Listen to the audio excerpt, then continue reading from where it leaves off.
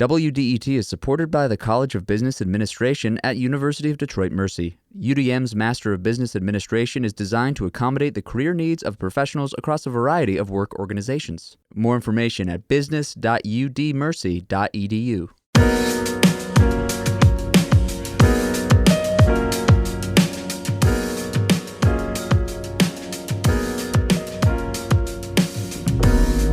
Metro on 1019 WDET FM. I'm Tia Graham. And I'm Vicki Thomas. Today on the program, there was an assassination attempt on former President Donald Trump this past weekend. We'll hear a conversation with a political terrorism expert about what we know about the attempt and what it means for our politics. But first on the show, there's a big push, not just in the city of Detroit, to bring more EV charging stations, who says more than 200 plus stations are expected to pop up in the city within the next 2 to 3 years. The state of Michigan has a lot of big goals too. The first is for Michigan to produce all its energy from clean sources by 2040, and half of its energy sources need to be clean by 2030.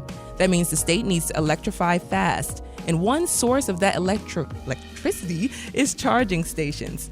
The state plans to build 100,000 public chargers by 2030, and right now it's way behind on that goal, as we have only 3,400 public ports. That trend is about to change, as Consumers Energy announced last week that it will be facilitating the installation of 1,500 fast chargers by 2030.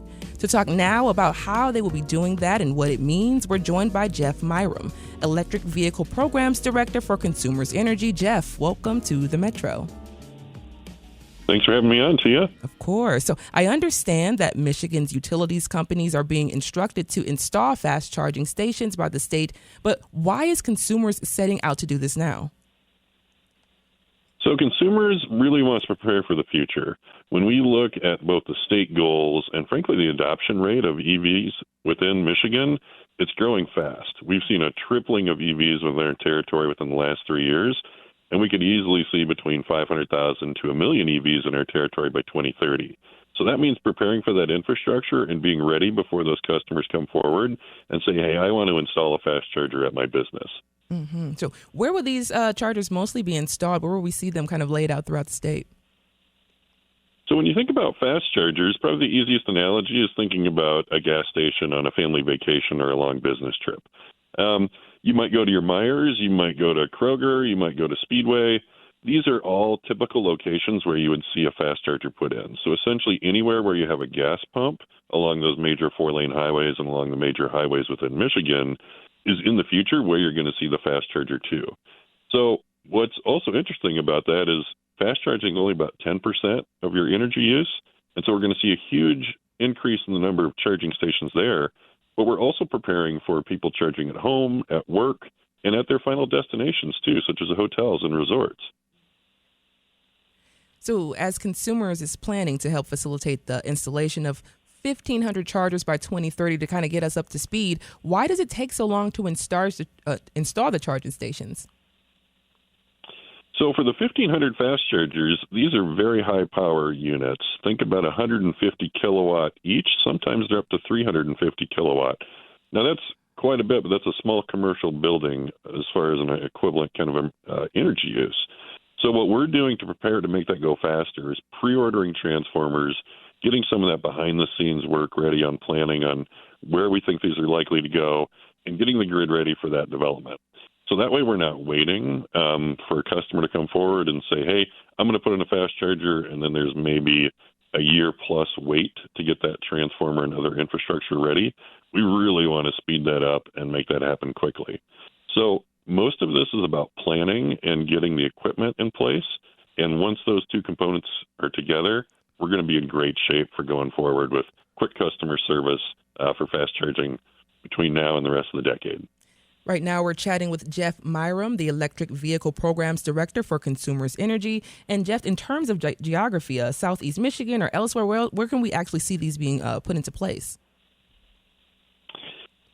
So for Consumers Energy, we cover the majority of the Lower Peninsula, obviously outside of the Detroit area. You're probably going to see fast chargers in our territory when you take vacation or go on a longer business trip. Mm-hmm. Think about driving up to Mackinac City or Traverse City or further north, for example, any of those major 4-lane highways, as you come off, you're going to find a fast charger about every 50 miles on that trip. So that should give people the confidence that they can not just drive around Detroit confidently with the 200 that are going in the metro area, but with the additional 1,500 plus that we expect to see across the rest of the state, it's going to be very confident charging for taking that longer travel. Exactly. I was thinking right now, my producer actually just threw it in there as well, but solving that issue of anxiety for those who do own electric vehicles, who maybe want to own electric vehicles one day, and they don't have access to a charger, or they don't have access, so they're just, well, I probably won't take that trip in this particular vehicle. So if you can go into that just a little bit more of trying to ease anxiety there for those who have EV vehicles, but then just important as we go forward, having a more robust system of electric charging stations. Yeah, what you're talking about, it really is a primary concern for people considering EVs. And we see about half of our customers are considering an EV for their next purchase. And so a big component of that, of course, can I charge at home, and getting that home infrastructure, whether it's a multifamily or a single-family home. But then exactly as you said, can I go beyond just what the daily range is? And so those fast charging trips are typically travel of 200 miles plus. So a 2-hour, 3-hour road trip, at the end of that or somewhere along those lines, you're going to want to stop and charge for approximately about a half hour. And that can be timed really easily with lunch or, frankly, just a restroom break. We have 2 EVs in my family. We've been driving EVs for years, and it really just is getting used to that change and the planning. And what we find is once people find a favorite fast charger on the route that they go to their cabin or their favorite vacation spot, they tend to make that their favorite, and they'll stop there. And it quickly becomes routine. So I think once people get more into the EV space, they're going to have less concern about range anxiety or charging anxiety, and they're going to have a lot more confidence that they've got the freedom with these vehicles to enjoy it just as they do now with their gasoline-powered car. And Jeff, right now, the state, is behind in terms of hitting its goal of installing 100,000 chargers. What kind of support do utilities need from the state or federal government to install more of these chargers faster? So we have excellent collaboration with the state of Michigan on the National Electric Vehicle Infrastructure Program, and we're also actively working out to build that network of fast chargers beyond just that program. So the NEVI program is about every 50 miles, federal funding, $110 million, coming to the state of Michigan for fast charging sites. But we expect that customers will go even beyond that and continue in the future with additional fast chargers. Where we're also helping out and coordinating with the state is destination charging. There's excellent state parks, such as the Lake Michigan Circuit. We have lots of tourist destinations within the northern part of the Lower Peninsula that are in our territory. And so we're actively coordinating to get level 2 charging, which is overnight charging that you might do at a hotel while you sleep, just like you would at home if you have a home level 2, getting that infrastructure there so that even if there isn't a fast charger in a more rural location, that you can find that level 2 and confidently charge and take that family vacation and enjoy all that Michigan has to offer. So I would say this level of coordination with the state is going to continue, and we're going to continue to look together for where those charging opportunities need to go next. And Jeff, before I let you go, I think about, personally for myself, just the cost of gasoline, the cost of just all the things like, how much does it cost to charge your vehicle if you are pulling up to the or I guess the electric station? You're pulling up to some station and you're putting something in. So how much would it cost? Yeah, so most of your charging is going to be overnight at home or at your multifamily. And my car, for example, costs about $9 to fill up, and I have a range of about 270 miles. So it's incredibly cheap to fill up with electricity, to fill up your battery with electricity at home or at a level 2. Now, when you go on those longer trips and you use a fast charger, that might be closer to the price of gasoline. However, you're getting maybe 10% of your total energy for your electric vehicle from those fast charging opportunities.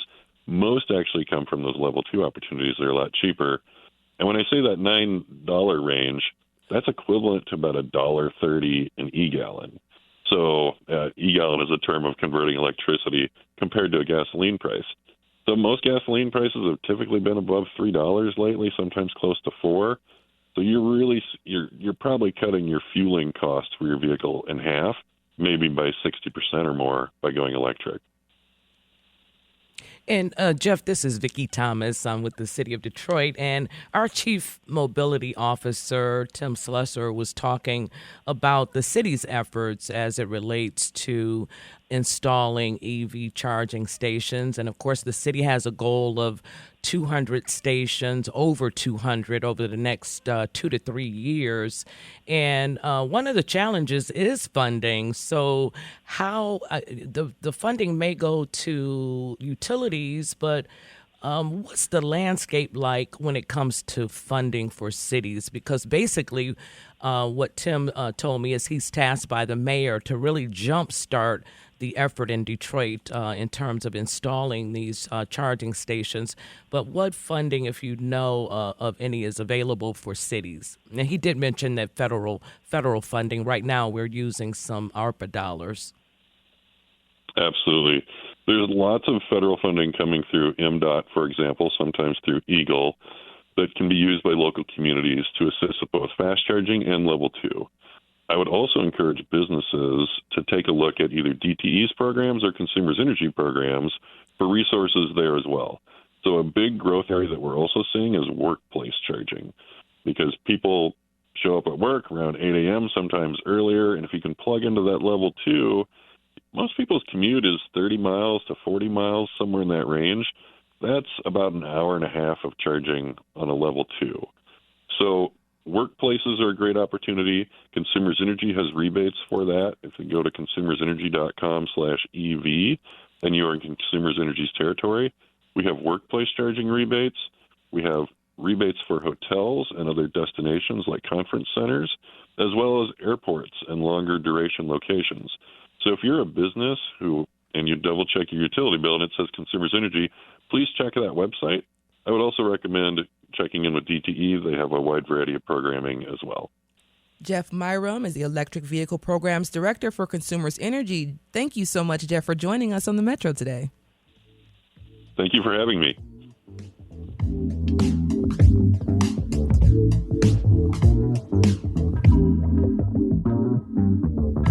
This is the Metro on 101.9 WDET FM, and it is New Member Monday. And on New Member Monday, this Monday, every listener who becomes a new member today will receive a free bag of Coffee House coffee. I love coffee, so I know that this is a great giveaway. Make your first donation at WDET.org/give now, and we'll send you a bag of coffee from Coffee House, roasted right here in Detroit. Fuel your mornings with Coffee House and fuel Detroit stories with WDET. You can join us now at WDET.org/give, and already a huge thank you to those who do. Now, you've probably noticed Nick Austin isn't next to me today.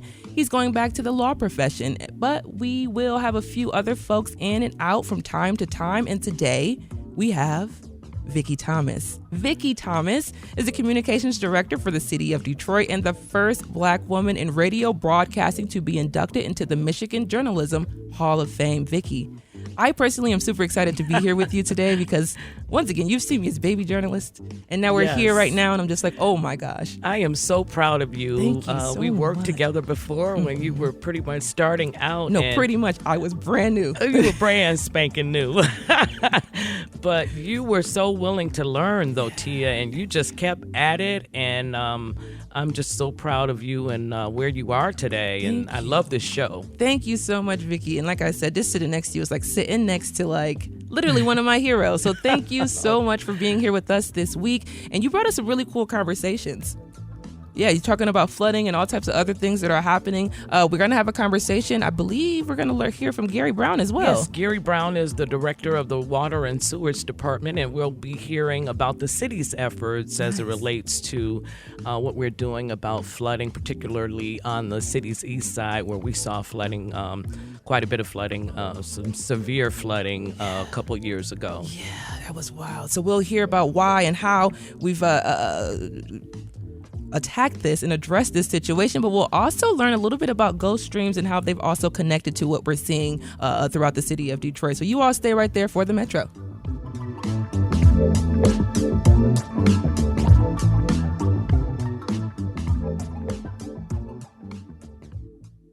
WDET is supported by the College of Business Administration at the University of Detroit Mercy. UDM is offering a new Master of Science degree in ethical leadership focused on sustainable, ethical, and inclusive problem solving.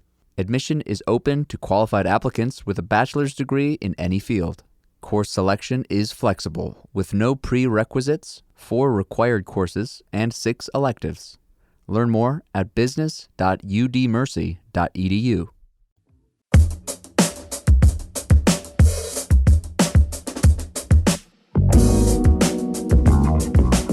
It's the Metro on 101.9 WDET FM. I'm Tia Graham here with Vicki Thomas. Hello, Tia. As you know, over the past decade, the effects of climate change have led to a major increase in flooding events in cities like Detroit.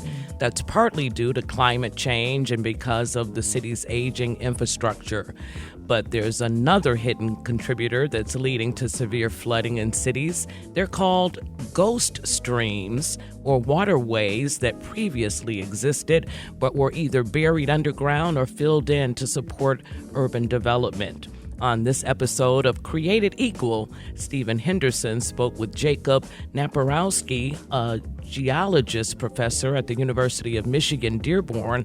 They began this conversation by exploring what causes severe flooding. There are a number of different factors that contribute to an area's flood risk. Talk about what they are. Yeah, that's correct. Flooding is a complex problem. There usually is not just a single factor that causes flooding. So flooding in rural areas might be slightly different than the causes behind flooding in urban environments. But as you guys were just mentioning, just being on a coast or near a large body of water, you have coastal flooding versus inland flooding. So in this area in southeastern Michigan, we deal with a lot of sprawl, which is using concrete and surfaces that when it rains out, the water cannot go into the soil. So it just moves very quickly horizontally. Mm-hmm. It has to be captured and conveyed and pushed out to some other place. And a lot of times those are places where we might store the water and treat it, or it might directly enter into a body of water. So like the Rouge River, for example. And so that Rouge River ends up flooding and overflowing its banks. But there are lots of people who will experience flooding, and it's not because they're next to a river. And this is typically what we refer to as pluvial flooding. Mm-hmm. And that's just because it's urban development, and that's what's causing a lot of the flooding. There's a lot of concretes. There's a lot of a very complex, relatively old environment where we've pieced together this water conveyance system, and we're trying to keep up with development, keep up with the sprawl, but we also have to keep up with environmental change as well. So we're getting storms, as you guys mentioned, some storms that just didn't really happen so frequently several decades ago. They're now happening quite frequently. So before we get to more of this kind of environmental contributor to the floods, I do want to talk about infrastructure just for a minute, because it's one of the things that I'm obsessed with, frankly, here in Southeast Michigan. I think we've done a spectacularly poor job maintaining that infrastructure. But I guess my question for you is whether these things that you focus on and kind of the natural environment and how we manage it, whether it could be mitigated fully by infrastructure. In other words, could we design and build and maintain an infrastructure that would negate the effects of these natural phenomena you're talking about that are affected by development? Ooh, that's a very good question, because I think it's human nature for us to think that we can outwit and outsmart Mother Nature. Right. And I don't think that that's always possible. And I think we would be playing with people's lives if we take that gamble and think that we can out-engineer and capture all the water and minimize flooding. The reality is flooding is actually a normal process. It's just something that's inconvenient to humans and the way we see life. We like roads that are straight lines. We like intersections that are 90 degrees, but rivers don't follow that. They meander, they overflow their banks. And so our instinct is to get rid of them and replace it with infrastructure. But infrastructure can only manage and help so much. I think there is a certain point where we have to understand that natural interventions might also have to be introduced as well. Yeah. So let's talk about the history of these ghost streams, and what that even is. I've been reading up on this subject for a while now because we've been planning to talk about this for a while. But I have to admit, I didn't know much about it before, and I hadn't really heard the term in common use before. So let's start with just a definition. What are ghost streams, and where in our area here in Southeast Michigan would we have seen these streams once upon a time? So we can just basically define a ghost stream or wetland as a structure or a feature that existed in the past that functioned like a wetland, flowed like a river, but then after European settlers come, we begin to sprawl and develop, and we see this as an inconvenience, and so we drain and remove. So a river can be removed by simply dropping it underground so that it still actually is flowing, but it's no longer visible on the surface. Mm-hmm. Or in lots of situations, we literally just removed it from the landscape. So a lot of times there are rolling hills in your community that are not random hills. They are a stream valley that no longer fills with water. But that landscape does remember what it's supposed to do, even though we've tried to change it. And of course, that's where water will collect. So if we were to think a little bit about how we got to this point, it's probably helpful to remind the listeners that humans and rivers always had a very close partnership. Mm-hmm. So the birth of human civilization was along banks of a river. And when the Industrial Revolution hits, we began to not see rivers for the services and the resources that we used to see, but we saw them as a bit of a pain. And so we started to replace that with urban infrastructure. And so that meant we took rivers, these really nice, intricate systems of connected rivers and channels and streams and tributaries filled, teeming with life, aquatic life, and then we just started to pluck them and remove them from the landscape. And so fast forward to today, we're dealing with the end product of that. And it's not to say that a ghost stream or a ghost wetland causes flooding, but it should actually be seen as a contributing factor. So a good example, you guys mentioned this before, was Jefferson Chalmers. Mm-hmm. That's an abandoned, that's a ghost wetland. That was a coastal wetland that's been drained. And if you look at flood risk in that community, it is severe to extreme. That was Created Equals Stephen Henderson speaking with the University of Michigan Dearborn professor about flooding. Now, Vicki, you have another conversation coming up right now with Gary Brown. That's right, Tia. We've been discussing what causes severe flooding in cities like Detroit. Now we want to talk to the director of DWSD, Mr. Gary Brown, my colleague, and we're going to talk about the city's flood resiliency efforts. And Gary, first of all, ghost streams. Have you ever heard of this? I've never heard of ghost streams. Yeah. Do we have any?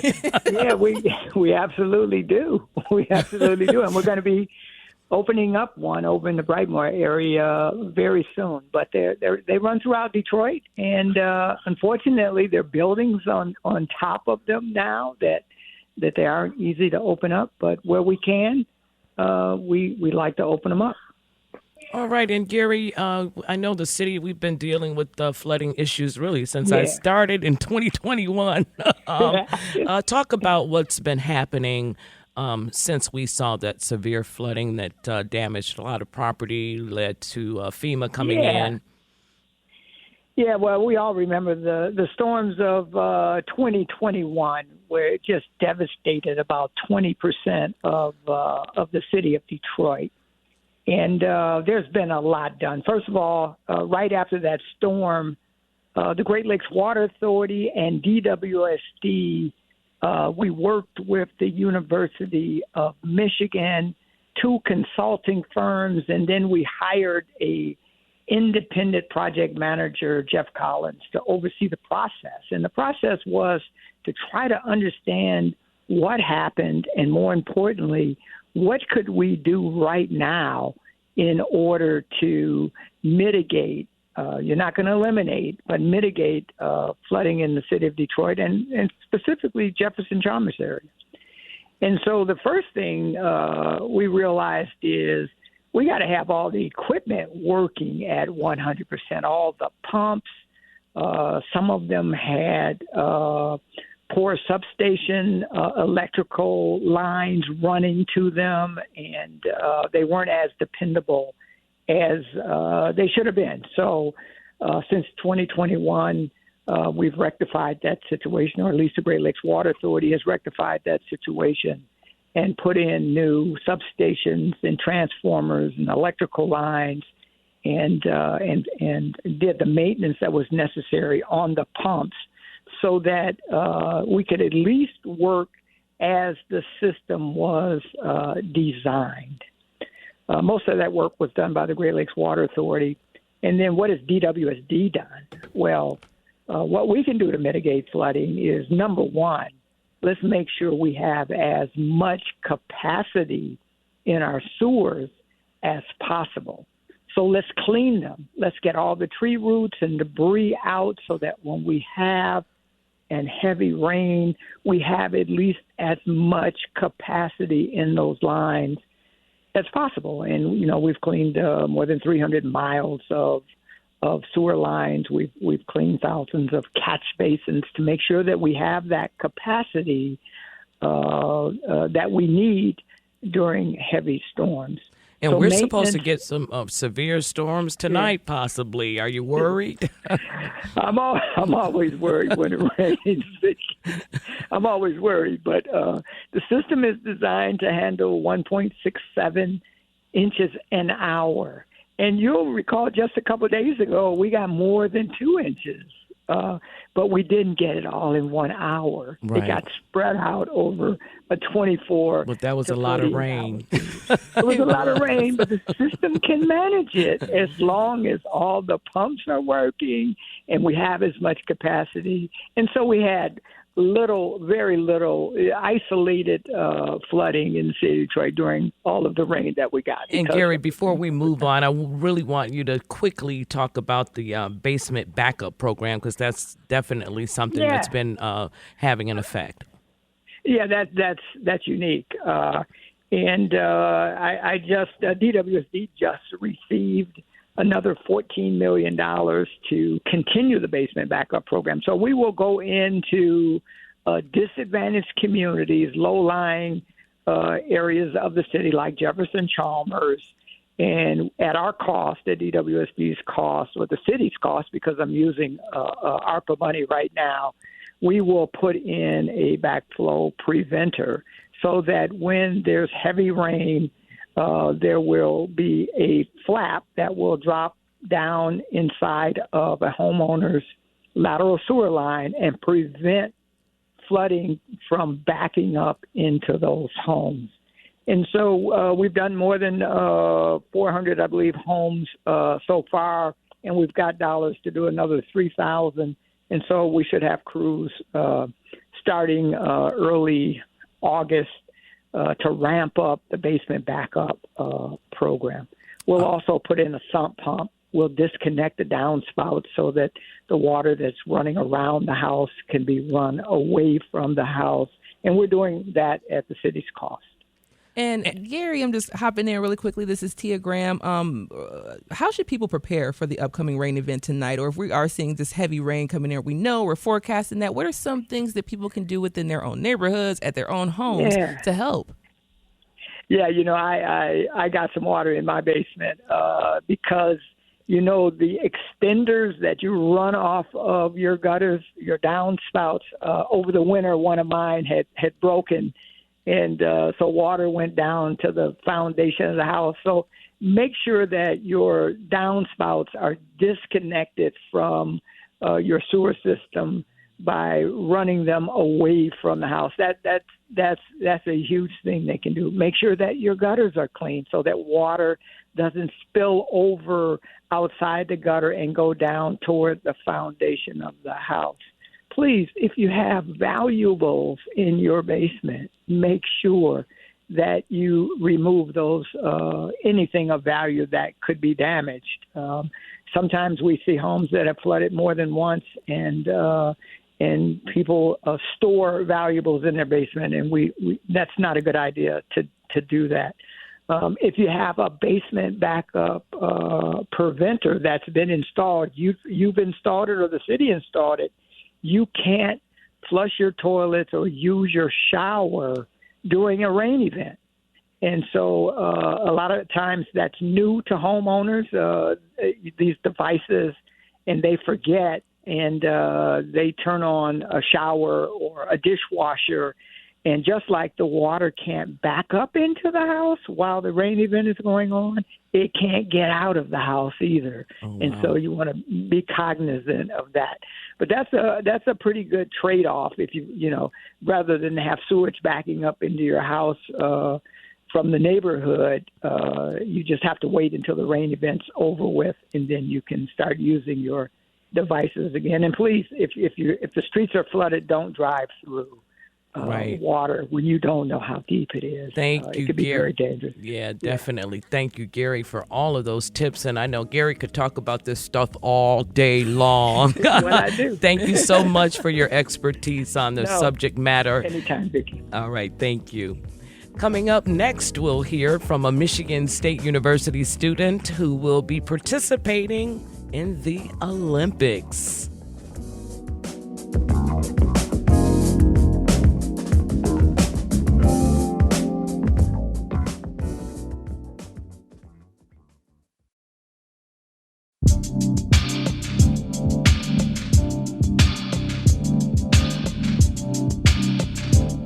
It's the Metro on 1019 WDET FM, Monday, July 15th.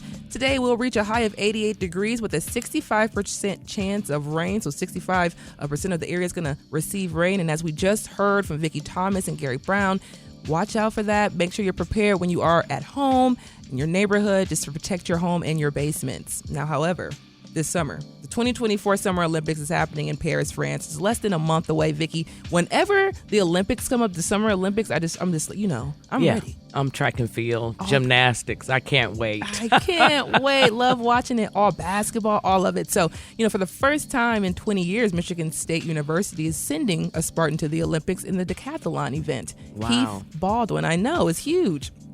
Heath Baldwin.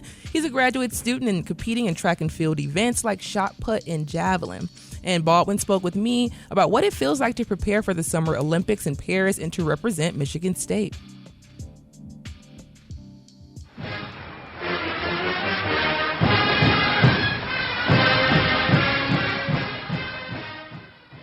Kind of crazy, but it's been pretty cool so far. I feel like I've gotten a lot of support from the MSU community, and I feel like everybody's kind of hopping on board with it. So I'm really excited to represent Michigan State and the state of Michigan as well.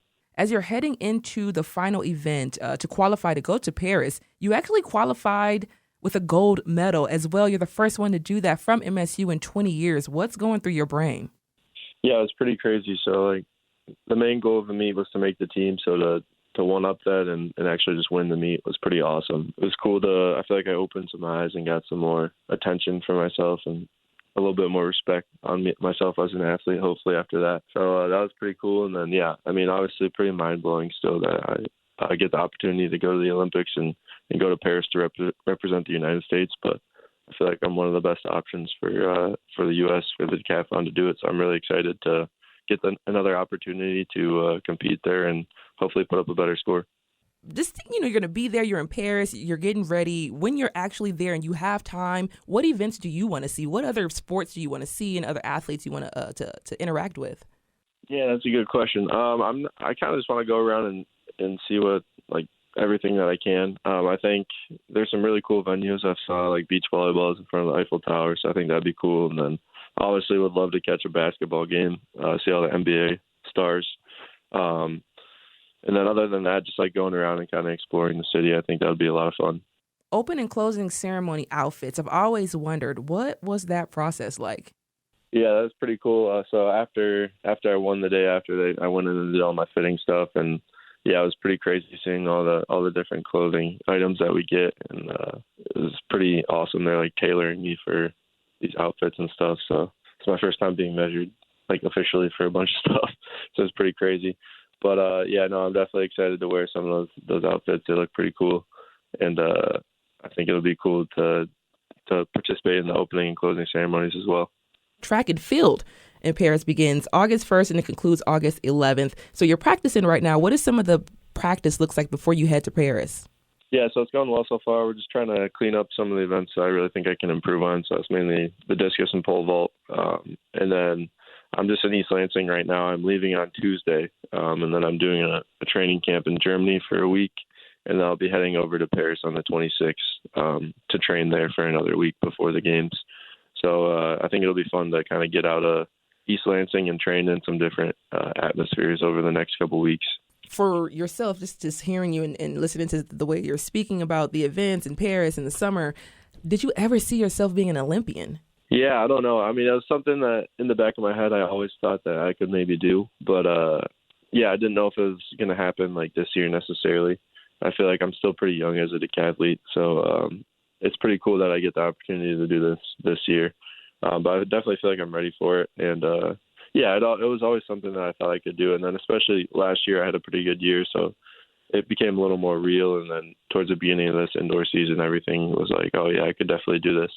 So it feels good to actually have got it done and have the opportunity to compete at the Olympics. One of my last questions is about family and friends and your loved ones. What's going through their minds? Because, it's happening to you, of course, and you're participating, but it's happening to those who are one step away from you. So what is it like for them? Yeah, that's a good question. I think it's been kind of crazy for all of us. I think like some of the media and all that stuff is trickling down to my family, and I think they're really enjoying it. But yeah, it's definitely a lot at first, but it's been a lot of fun so far. I know they're all all my family's coming out to Paris, and a couple of my friends as well. So I think it's going to be a really fun trip, and it'll be really cool to have them there.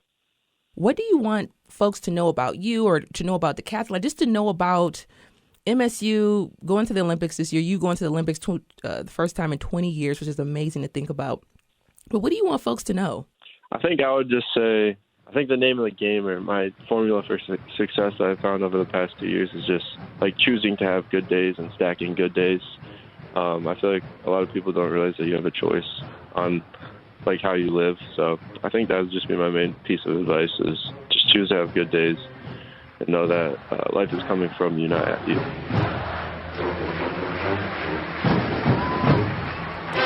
Vaughn is a Michigan State University grad student and the first Spartan in 20 years to be headed to the Olympics in a decathlon. The track and field events he's participating in run from August 1st through August 11th. I am a Spartan, so that fills me up with so much pride. So much pride. I'm a Spartan, too, and a warrior. So you got double it. Yes. Double. Oh, yeah, that's amazing. Got the warrior, got the Spartans. We love it so much. Coming up on the Metro, we have so many more things that are happening, including...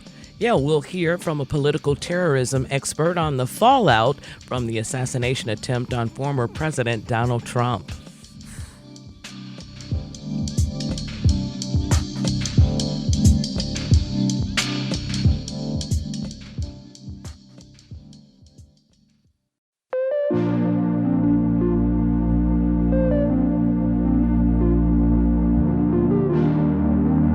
It's the Metro on 101.9 WDET FM. I'm Tia Graham here with Vicki Thomas.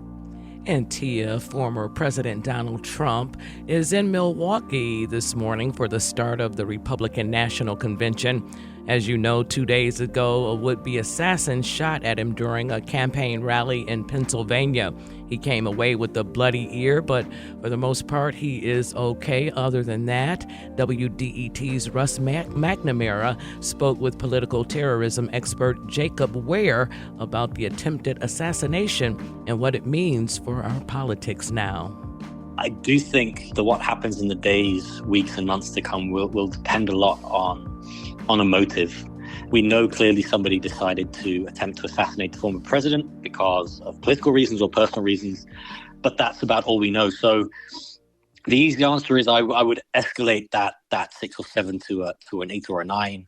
But I think the form of violence, the possible perpetrators, who they would target, why they would target them, when they would target them, all of that is up in the air, pending a bit more clarity on why this happened, who this individual was, why the security cordon fell apart so spectacularly. There are more questions than answers at this point, and we need to get a bit more information, I think. Exactly. Is just waiting until we have a full account of what exactly went down and any motivation behind this, will that help lower the temperature? Because immediately, the initial instinct was that this was perpetrated by a lefty, a liberal. At least that was espoused a lot in conservative circles, that sort of sphere on social media. Well, part of the challenge here is that while you're in this this dearth of information, you are giving space for conspiracy theories to thrive. We have seen conspiracy theories rampantly fly from both the right and the left in ways that are really quite shocking. And so that raises the temperature further. And the hard reality here is, and I think the reality that the American people might have to find themselves grappling with is, we might not get the answers that we want. This is such a shocking and horrendous moment and such a frightening incident that we really want to be able to point a finger and say, this is the party that's responsible. I say party, small p. This is the group that's responsible. This is the individual. This is why they did it. And this is what it means. We might not get answers that are that crisp and easy to digest. It might be that this is something that happened by somebody, for example, whose personal grievances are far greater than his political views. If that happens, I will be really curious to see how conspiracy theories react to that. Because, of course, conspiracy theories about the deep state and, rhinos and the fake news, they are so deeply entrenched on one side of the political spectrum that I do get the sense that if that side doesn't get a satisfactory answer, they will create that answer. And that is going to complicate things even further. We have already seen multiple people targeted on social media as being the perpetrator, with disinformation and conspiracy theories alleging that they are anti-fascists and that they have put up these videos that suggest that they were going to do it. None of that is true. And so it is a concern for me that if more militantly inclined supporters of President Trump don't get the answer that they want, which is, as you say, this is a left-wing extremist, a liberal trying to take Trump out of the race, then they might not necessarily believe that statement. They might still create that answer for themselves. That is the reality of our polarized and divided society right now.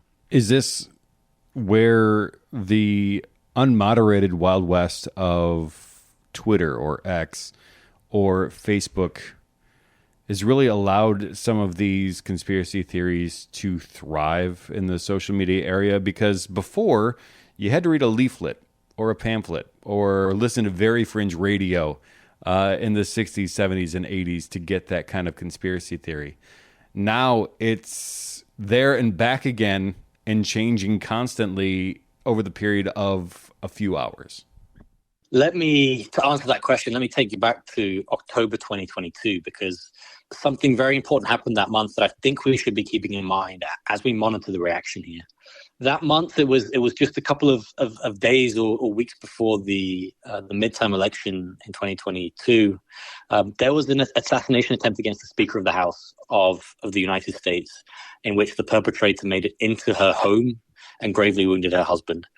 And the conspiracy theories that bounced around about that relatively straightforward incident, right? Again, that was an incident with a straightforward answer. You had a far-right extremist who was looking to kidnap the Speaker of the House, probably assassinate her in order to advance his views or cripple the Democratic Party's views.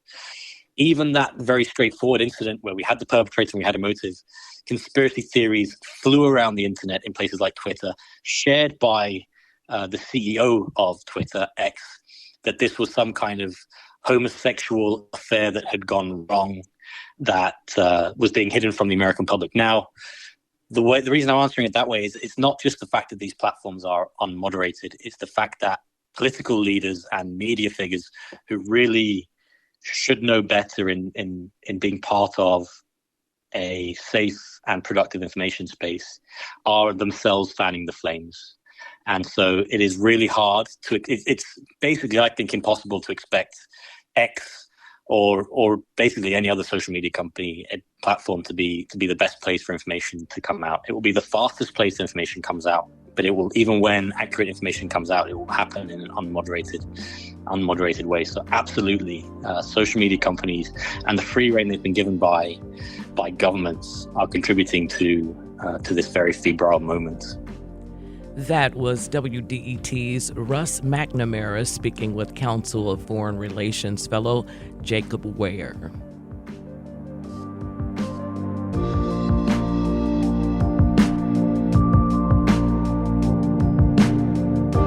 Russ and several reporters from WDET are in Milwaukee this week covering the Republican National Convention.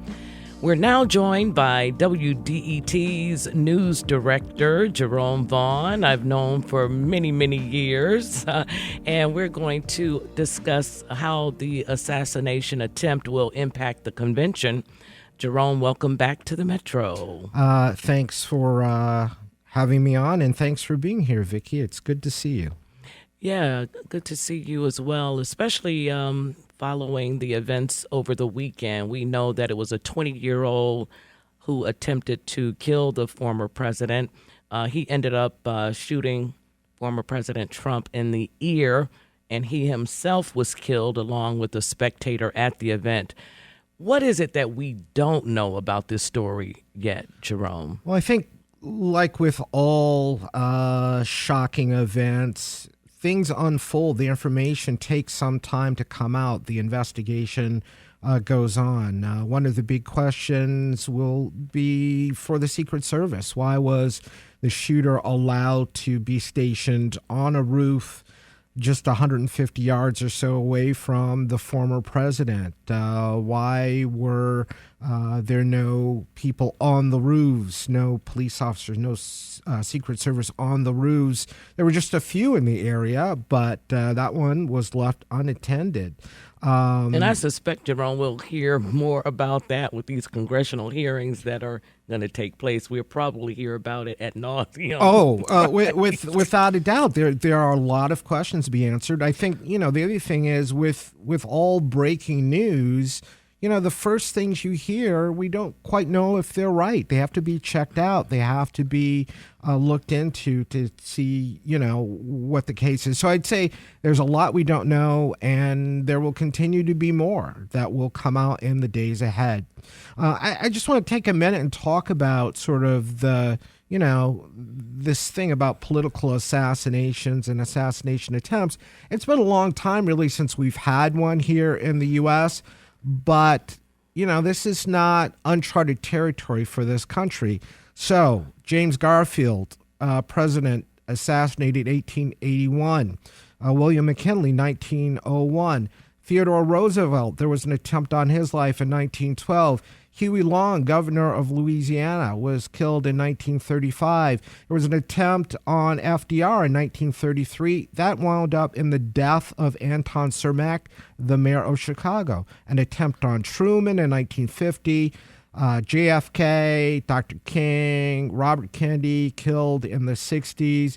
George Wallace was a presidential candidate in 1972. He was shot. There were 2 attempts on Gerald Ford and an attempt on Ronald Reagan. So quite a lot of political violence is taking place in this country over time. And so we're just sort of back to it again.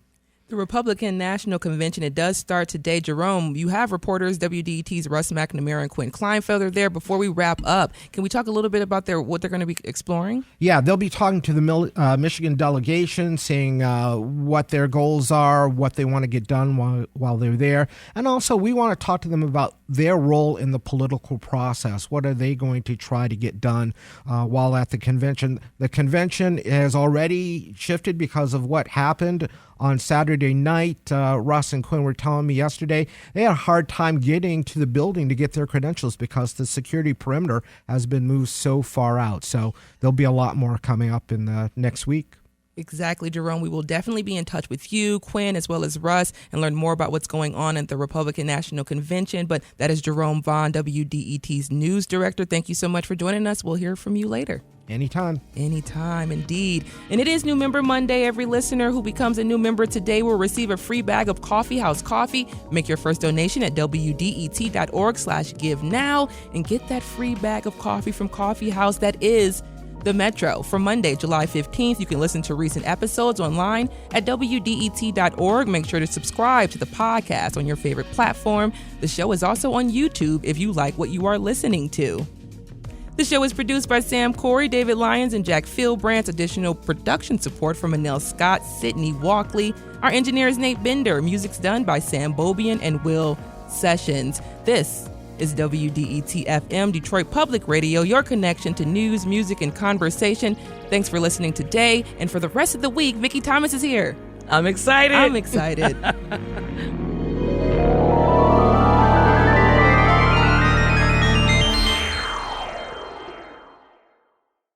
WDET is supported by the College of Business Administration at University of Detroit Mercy. UDM is offering a new master's degree in ethical leadership focused on sustainable, ethical, and inclusive problem solving. More information at business.udmercy.edu.